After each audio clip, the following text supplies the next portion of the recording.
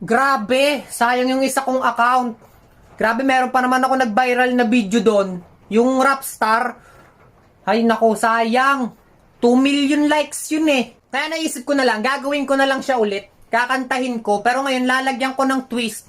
Siguro lagyan ko lang siya ng dadagdagan ko lang ng konting bilis lang.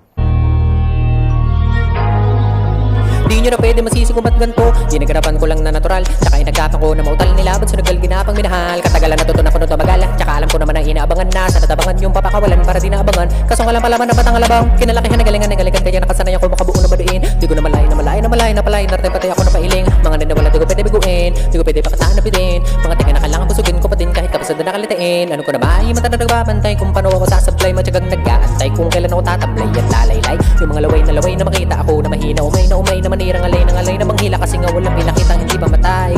Doon na pasarap mag-rap, ang daming nagbago mula nung kilalanin ng tao. Daming nagtulak sa akin palaging maging ganado, palaging plakado, pag gumalaw palaging planado.